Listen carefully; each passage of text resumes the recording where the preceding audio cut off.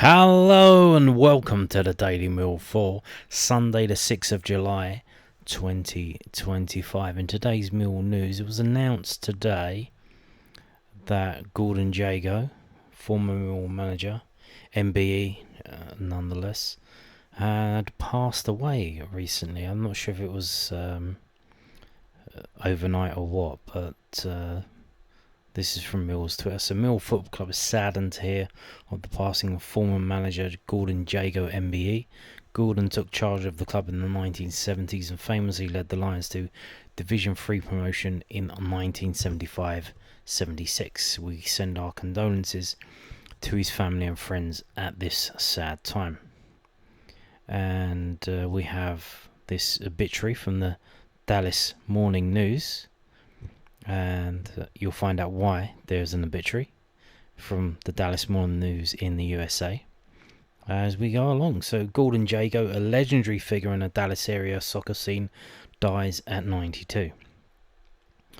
Jago played a key role in growing soccer's popularity in the Dallas area, serving as executive director of the Dallas Cup International Youth Tournament from 2002 to 2012. He earned multiple honors throughout his decorated career, being enshrined on the Texas Soccer Walk of Fame in 2005. Gordon Jago was more than a soccer coach and executive. He was a mentor, a builder, and a beloved figure in our community. I had the privilege of playing in the Dallas Cup twice, and even as a young player, I could feel the energy and excellence Gould had built into the tournament, FC Dallas president Dan Hunt said in a statement. It wasn't just a competition, it was an experience shaped by his passion for the game and his commitment to developing young talent from around the world. Gordon helped put Dallas on the global soccer map, and his legacy will continue to inspire all of us at FC Dallas and beyond. Jago, a London, England native, enjoyed a long soccer journey that started with a playing stint at Charlton Athletic. After his playing days were over, the former centre-back took up a coaching career that included multiple stops in the United States. He landed in the US in 1967, taking over a Baltimore Bays squad that played in the National Professional Soccer League before joining the North American Soccer League. Jago also briefly served as head coach of the UN's men's national team in 1969. After a successful return to England with clubs like Queen's Park Rangers and Millwall, Jago made his way back to the US with the NASL's Tampa Bay Rowdies in 1978. Just 6 years later, his legendary run in North Dallas began. Jago notably held multiple roles with the Dallas Sidekicks starting in 1984. His gigs with the indoor soccer squad included head coach, general manager and team president. He won multiple championships with the Sidekicks, earning Coach of the Year honours twice, Major Indoor Soccer League in 85-86 and Continental Indoor Soccer League in 1993. While he juggled other roles after his Sidekick's departure in 1998, one of Jago's main focuses became the growth of youth soccer in North Texas. Through the Dallas Cup, Jago gave rising soccer players a chance to showcase their skills against competitors who represented some of the world's biggest clubs. According to DallasCup.org, notable names like David Beckham, Clint Dempsey and Wayne Rooney previously competed at Dallas Cup tournaments. In a previous report from the Dallas Morning News, Jago said his main vision of what soccer should be revolved around bringing communities together. Jago was the Dallas Cup's executive director until 2012. Jago compiled a long list of accolades throughout his career. He was a 2013 inductee into the Indoor Soccer Hall of Fame, and back in 2006, Queen Elizabeth II herself, Her Majesty Queen Elizabeth II, made Jago a member of the Order of the British Empire. So there you go. And coming back closer to home, well, before we do that, he just recently, he was 92, so in his late 80s, he published this book, his autobiography, which I imagine it's kind of how autobiographies should be. I think you write them at a certain stage of your life. You don't write them like a lot of people do now. As soon as they get famous, people in their 20s and in their 30s publishing their autobiographies. What's that about? But Pioneer, published by pitchpublishing.co.uk, available on obviously bookshops around the world. It's published in 2021. So Gordon Jago, he became Millwall manager in the 16th of October 1974. He came in quite early in the season, to be honest, but ended up getting relegated to Division 3 in that final relegation place. While so much like we are now, in the second division, we're in the Championship. Mill were in the second division for 8 seasons, and then in the 9th season they get relegated to Division 3. But then straight away he gets promoted on the first time of asking by finishing third. It was 3 up at the time. There was no playoffs. It was 3 up, 3 down. So gets in that third place. Gets promoted back to the second division, and then first season back up. Ends up finishing 10th. But look at the crowds. The average crowd was 10,590. And because even as late as February of that season, February 1977, the club were like 7th in the table. So it's much like this season. Are we gonna? Because you had to finish third. So being 7th, not that far away. But ended up finishing 10th, tailed off. And the season after, Jago left, I believe maybe November, December 1977. And the reason for that will become clear as we go through. And we'll talk about that as we go. If we click on this, so this is his managerial record. This is sorted by win percentage, and his win percentage isn't actually that good really. It's all the way down here. He came in the 16th of October 1974. He left on the 5th of December 1977. 3 years, 1 month and 19 days. He had 158 games and he won 49, which is 31% win rate. Drew 37, which is 36, which I think is quite high. And then he lost 32. So if we can, I think we can do the draw percentage. It is quite high, draw percentage. But does have a positive goal difference. And if we actually go for the number of days he was in charge, quite remarkable. He's actually like something like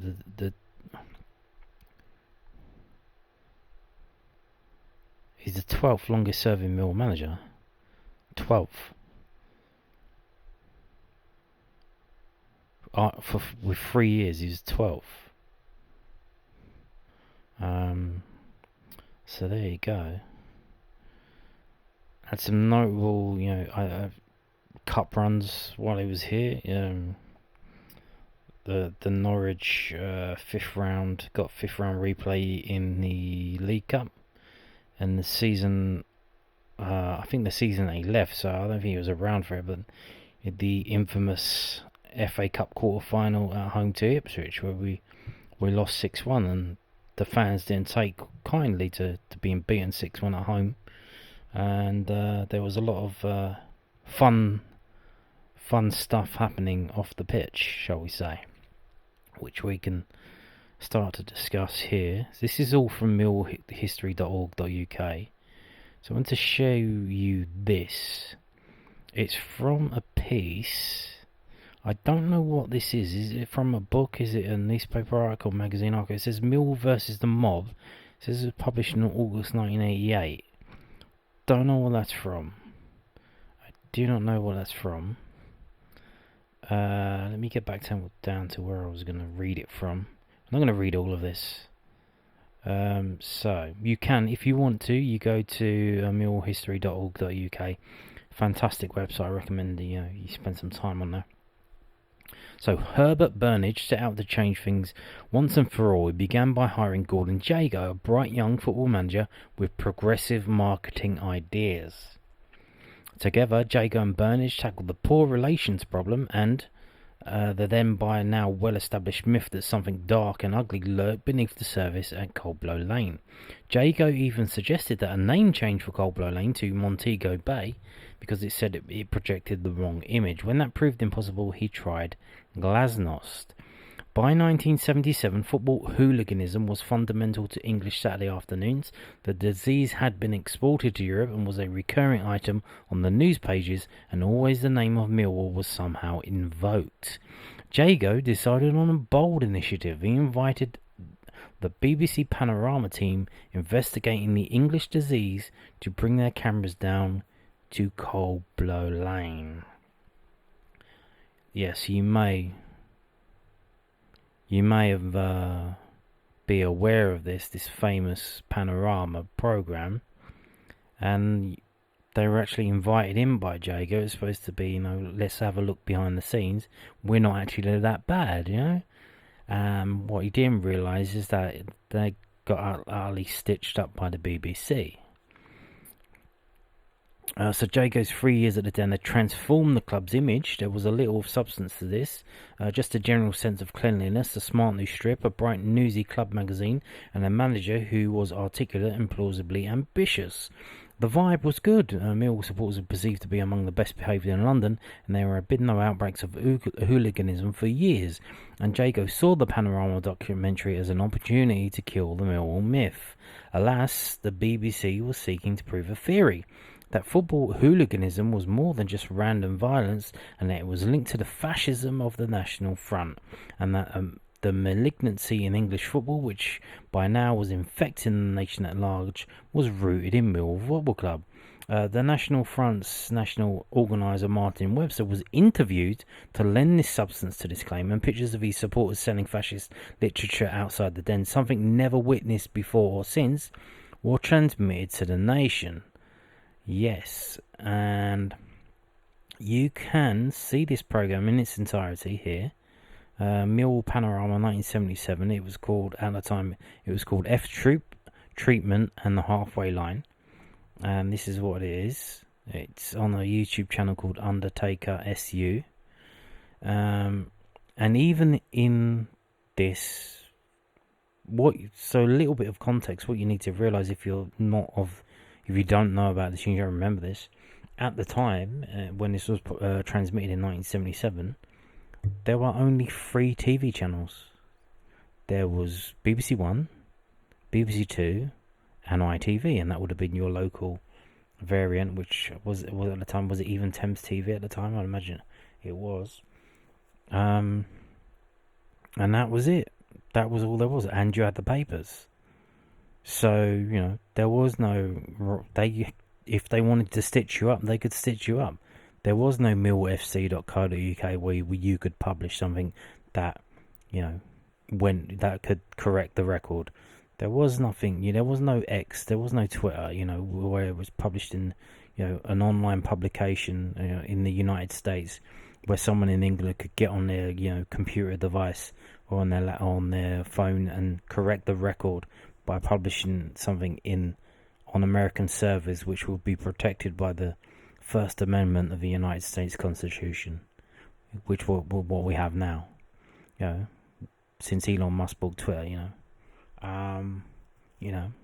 if they wanted to set you up, they could set you up, and that's what they did, and even so you can watch this program. It's 35 minutes long. You see the National Front guy, right? He's standing there with his newspaper. He's saying, "Oh, National Front News, National Front News." As they're filming him doing this, right? You can see literally a fair old few Millwall fans walking past, maybe 100, maybe a bit less.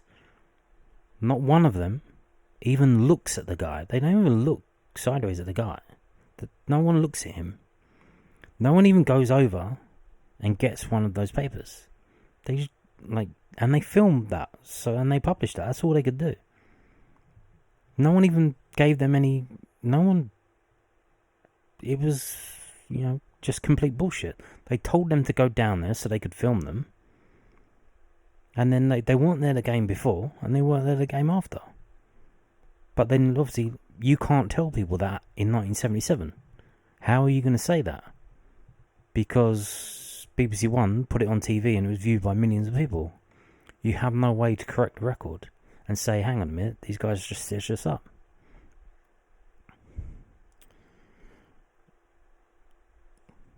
When the club and a local policeman saw a preview of the film, they begged the BBC not to transmit it. The story was false, a perverse and sickening distortion of the truth. Glasnost proved disastrous both for Mill and for Jago, who resigned shortly after the Panorama programme was transmitted. Myth and reality finally fused for Mill 3 months after the broadcast. In March 1978, a full-scale riot broke out at the Den during an FA Cup quarter-final against Ipswich. Fighting began on the terraces and spilled out onto the pitch and into the narrow streets around the ground. Bottles, knives, iron bars, fists, boots and concrete slabs rained from the sky. Hallelujah. Dozens of innocent people, real Millwall fans, were injured.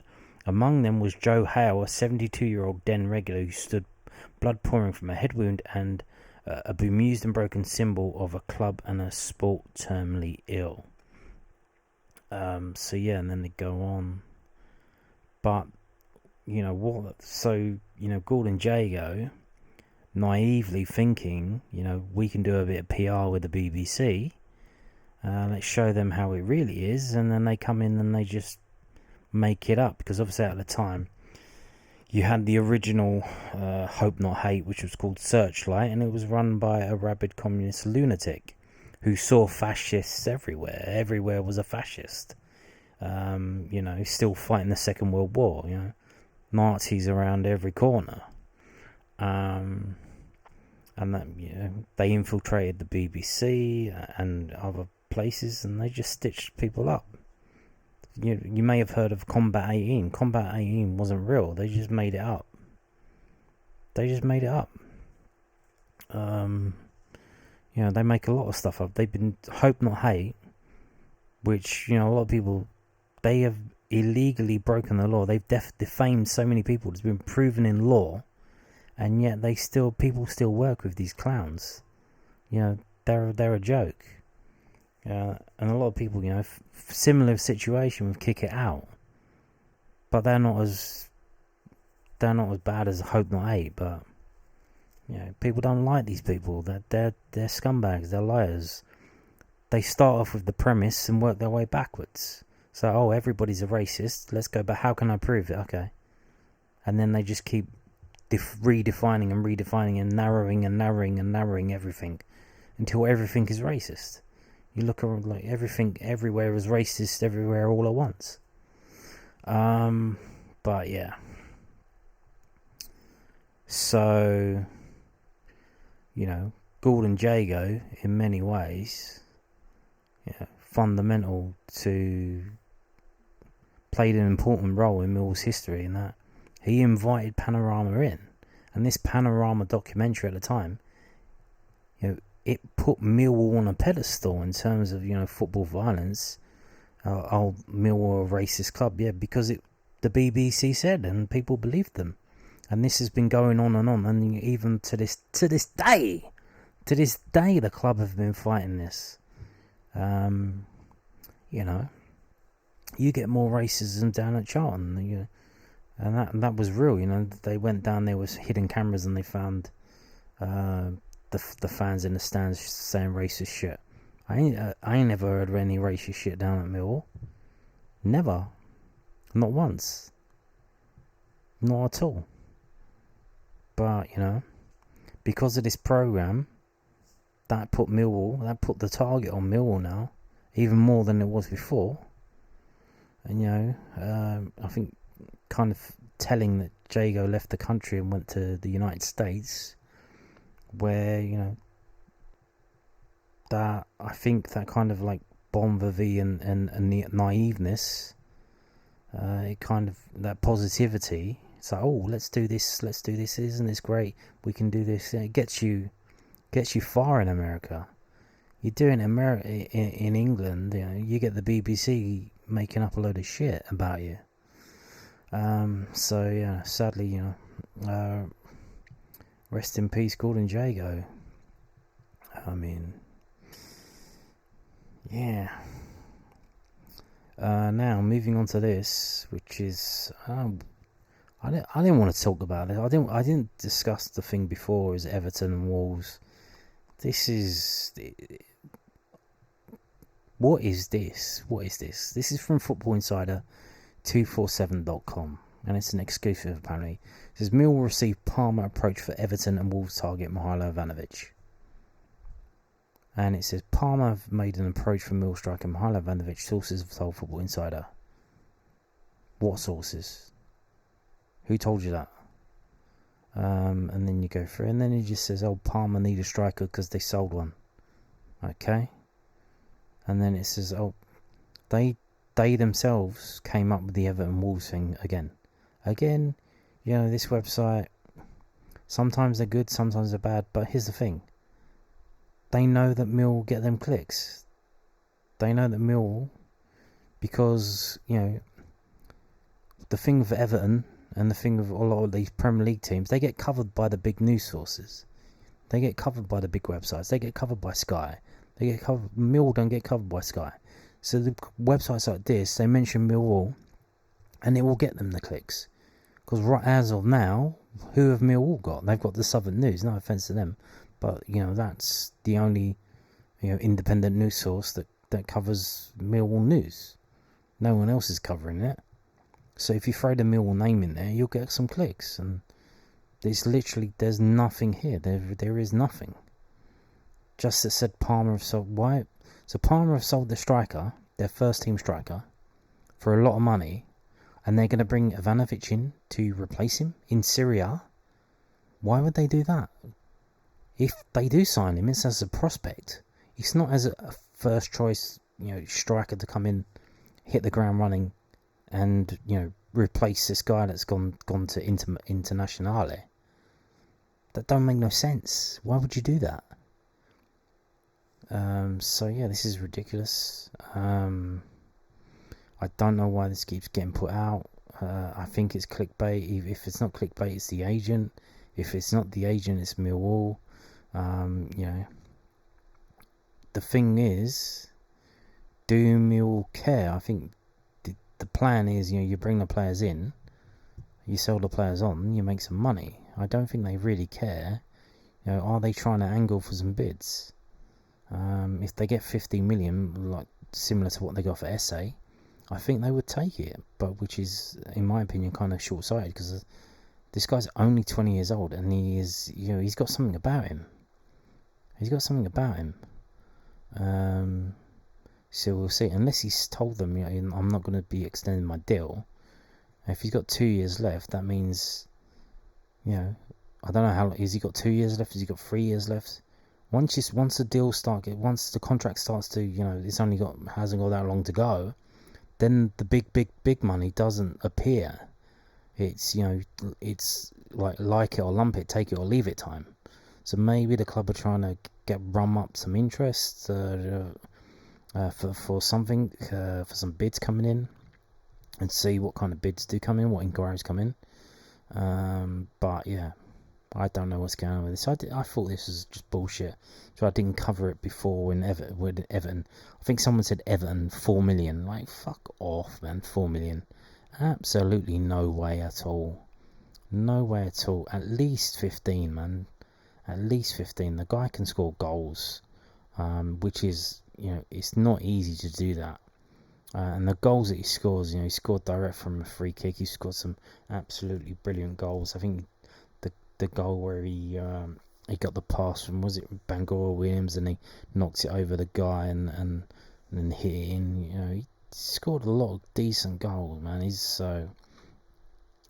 is just nonsense. So we'll see about that. A reminder. So today is the 6th, Monday's the 7th, Tuesday is the 8th, and that is when this auction starts to close. This auction, from, if you wanted to go there, sportbidder.com. It's right there at the top, auctions.sportbidder.com. It's Millwall FC auction from the Den, and there is, I don't know if there doesn't seem to be much movement. Like these chairs came up pretty late, but you can see this one that's busted up, lot 11. That's no one's bid for that because it's starting 50. So no one's bid on that. Current bid is someone has bid on it. But you got the Husky ones, but you go down and you got the away ones don't have the Husky. They got the lion on it, but they don't have the Husky. But look, no one's bid on that one. Number 30, no one's bid on that. Number 31, someone's bid on that. So, you know, only 50 quid for a chair. Only 50 quid. So, yeah, I will probably have to check this out tomorrow and keep an eye on it. I haven't bid for anything yet, but I'm pretty sure I might bid for a few things and see what I can get. But do remember, if you haven't seen the videos that I've made on this before, they had, it says there, buyer's premium 20%, VAT 20%. So for every £100 you bid, you're actually going to end up paying 144, because this doesn't include that. Your bid, they add this on afterwards. So if you bid 100, they'll add on 20%, 120, VAT on 120 is what, 24, something like that. So that takes you up to 144. Not only that, you have to go to the den on the 4 days, which I think are Thursday, Friday, Monday, Tuesday, at between 9 and 4 o'clock. You have to go down to the den to get it. If you don't go during those times, you know, you're gonna have to sort something else out. And if you want it to get posted to you, it's they don't want to do that, so they're gonna make it very expensive to do that. So yeah, there you go. That's still going on. Finishes on Tuesday morning, 10 a.m. British summer time. So if you're around the world bidding, making bids, remember that the time is British summer time, 10 a.m. Make sure you get the time right if you want to get a last minute bid. Now some boring stuff now. Some boring stuff that's kind of related to the regen, but not quite. So this is from the News Shopper.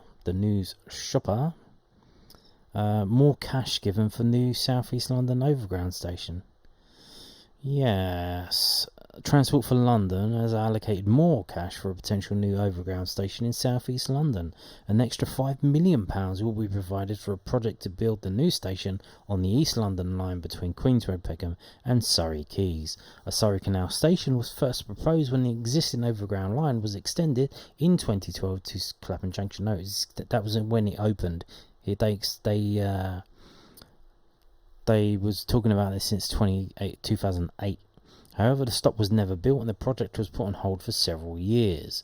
TfL was able to restart design work on the station after a £25 million contribution from local developer Renewal Group last year.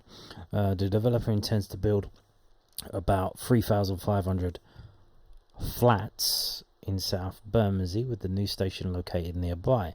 The grant means that fewer affordable homes will now be provided as part of this development. TfL has said that once concept design work is finished in early 2026, it will be able to give a clearer timeline for when the station will be built. The station would be located on Surrey Canal Road, adjacent to Millwall Football Club Stadium. So there you go. They're pissing more money away, more money up the wall. Why not? Yeah, why not? It's a bottomless pit of money that they have, and they're going to spend even more money, even though they got planning permission for this in 2021. They were told they got 3 years to start building it, and they didn't even do anything about it. And now they're going again, and they're redesigning it. They're doing it again. So, they've already spent the money. They get more money, they spend even more money. And we might get into the reason why they're fucking around. So this is from London Reconnections. It's a transport blog, and this is a post from November 2021. So it says, for 10 years Surrey Canal Road has been a modern ghost station, an empty station box beneath the East London line, the only in of its near existence. But it's a ghost station of the future, not the past. So yeah, they talk about the whole thing, and here it is. That's where it's supposed to be. So here's the thing. They wanted to build the overground. They wanted to build this little connection from the line here if you go to the bottom, so where it says Bridge House Meadows, they built a new bit of line going along there and up, and it connected up to the line at Surrey Quays. To build that, they needed money, so the DFT, the Department for Transport, agreed to fund that, but they added some conditions. So one of them was that Shoreditch High Street Station will be placed in Zone 1 and not Zone 2. So it was supposed to be Zone 2, which would have made it a lot cheaper for everyone to get into the City of London. It's just there at the top of Bishopsgate. But they said, no, Zone 1, because obviously all the stations around it in Zone 1. Liverpool Street, Zone 1. Cannon Street, Zone 1. London Bridge, Zone 1. Let's make this Zone 1. So this Department for Transport, this is the condition. They gave them the money, but said, no, you have to do this. They've done it. The other condition, here we go. The Department for Transport asked the TfL to re-examine the case for the Surrey Canal Road station. I'm not sure who was at the DFT at this time. It may have been Simon Norris, I don't know. A long time ago. So basically, TfL didn't want to build the station. It was in the plans and they scrapped it. And then when they went to the Department for Transport saying we need money for this now, the Department for Transport, well, okay, put this station back in, we'll give you the money. So they didn't want to, TfL don't want this station there. They didn't want to do it. But the government of the time, which obviously I think was a Conservative one, made them do it. And they didn't want to do it. So they've been fucking around ever since. Still trying to get money. They didn't have enough money. They said it's going to cost 10 million. We've only got 7 million. Oh, we can't do it. Oh, what a shame. And then they said, Lewisham, give her the money. Lewisham, funded the gap with 3 million. But it was going to be a loan from TfL. TfL would loan the money to Lewisham. Then Lewisham would give it back to TfL at a later date to balance the books. And even then, they didn't fucking bother doing it. The only thing they did do, which makes it easier to build now, is they built, I think we'll get the thing down here, I'm not going to read all this shit. So this here is the station where it's going to be. They built in the foundations and they built in all of this. This is the station bare bones. So all they have to do now, it's not going to be a real station. It's going to be like DLR kind of station where there's going to be a lift on each side that goes up to each platform. It's an island platform. Well, not an island. No, it's not an island platform. The opposite of an island platform. And there's going to be a lift. There's going to be stairs. There's going to be like a area underneath with a ticket office, ticket thing. And so it's probably not going to be a barrier there. There might be barriers there. But that's where it's going to be. So they when they built the original extension, they made sure they put that in, but then they didn't. So that they could retrofit the station into it.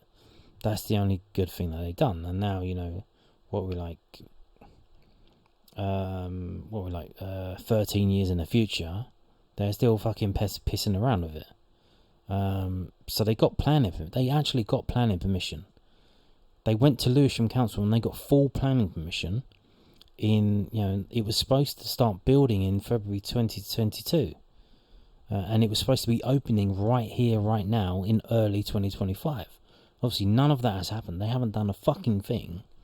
They got the money and they haven't done a thing. They've spent the money on these plans. So where's the money gone? And they got even more money. These plans cost 5 million. What are we doing here? They pissed the money away. They've got more money. And now they want 5 million more money to piss it away. You can see there. That's where the station. The platforms go all the way down. That's the station there. But they're redoing the plans again.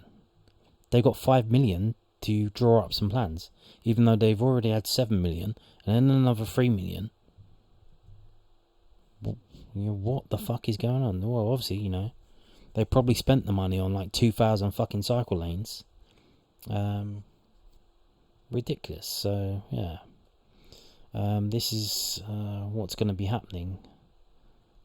you think, because it says here,